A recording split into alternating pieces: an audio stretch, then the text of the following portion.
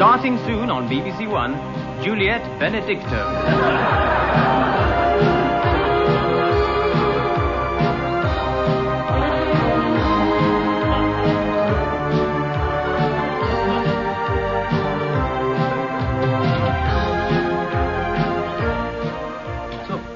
Sorry, Tom, I've got to go. It's nearly time for Vespers. Can't you skip it just for once? I'm sure they get along fine without you. No, Tom, I can't. You mean you don't want to? It's always the same. You can't forget that flipping job of yours for one moment. Tom, I'm a monk. Either you accept that or you don't. But either way, please don't ask me to give it up because I can't. All right. Go out and do your flipping praying. But just don't expect me to be here when you get back, that's all. Juliet Benedicto, a woman in conflict. Now, you look here, Juliet Benedicto. No, you look here. I know you don't like me, Abbott, and I know why, because I'm a woman. But just you get this. I'm also a monk, and I happen to think I'm a bloody good monk. I've worked twice as hard as any man monk to get where I am. If you think I'm going to give all that up, then you must be mad. I'm here to stay, so you better get used to it. Because as far as I'm concerned, I can out-monk a lot of you. Well, what do you say to that?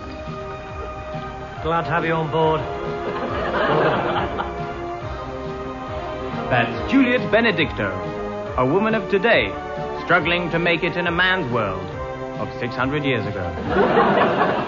There are many highly respected cartoonists in Fleet Street today, names like Trog and Mac and Jack. And we're lucky enough to have with us in the studio tonight, Twot.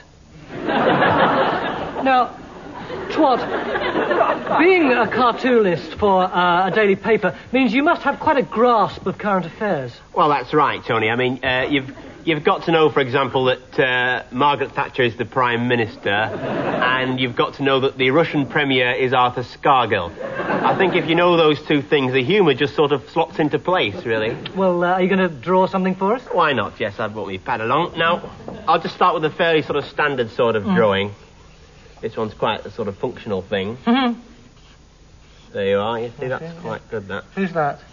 Well, I mean, if you put a swastika on it, it could be Margaret Thatcher, you see. Very biting bit of satire.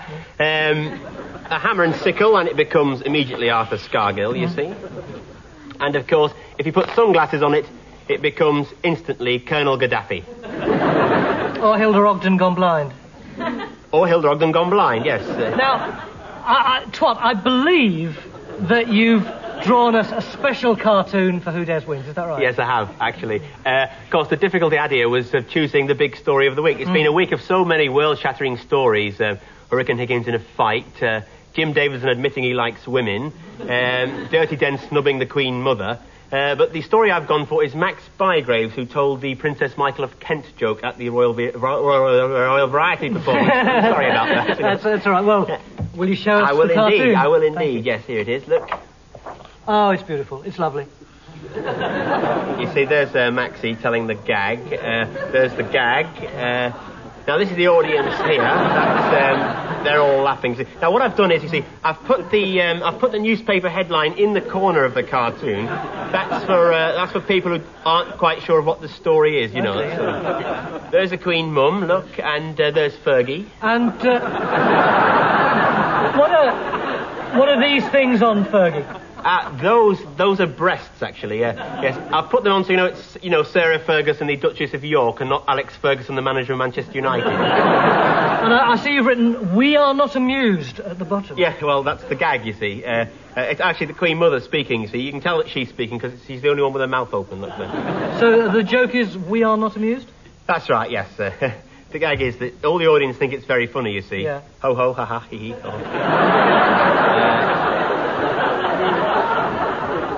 But the Queen Mother, as you can see, is not at all amused by that. We are not amused. I'm quite pleased with that. Yeah. And certainly... That's certainly very funny. Tell me, is there one cartoonist that's your hero, somebody you like above all others? It's got to be Franklin in The Sun. In fact, I brought Tuesday's Sun along because... Very fine cartoon. It's a great piece of Franklin's work in this, I think, as you can see here. Look at that. That is absolutely fantastic. Look at that. He's abandoned having the newspaper headline in the corner format. Instead, he's written the headline on the side of the supermarket trolley. Yeah, of course, that's a very usual place for newspaper headlines. Oh, look at those pound notes. Aren't they clever? I wonder how long it took him to do that. It must have taken him ages to do that. They're not terribly detailed, though. They're emblematic, I think, yes. And presumably these are women because they've got enormous breasts. That's right, those women. Yes, you can tell that he's put the breasts on there, and he's also given them long hair, so you know they're not men. Yeah. But what makes this gag for me, it's why it's my particular favourite, is this super little punchline down here, look. Now I know why it's called a supermarket.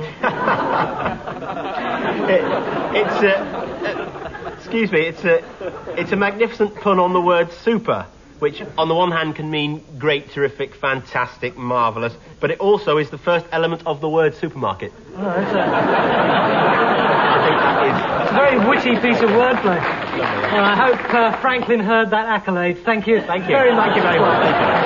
Halfwit! Moron!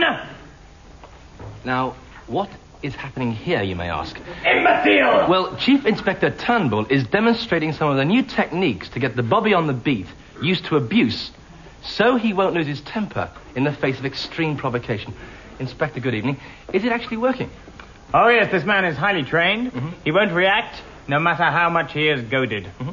Why don't you have a try? Aye. You... Twit.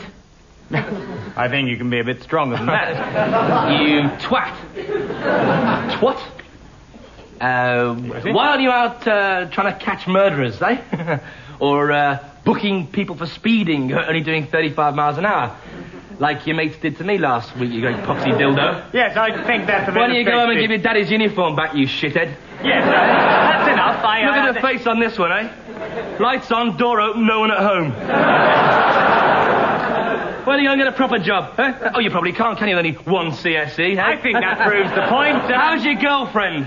How's her guide dog, eh? Crater face, you ugly bastard. I think that's about enough, actually. And you can piss off as well, bollock brain. Yeah, you've really got my tits, you really do. You really...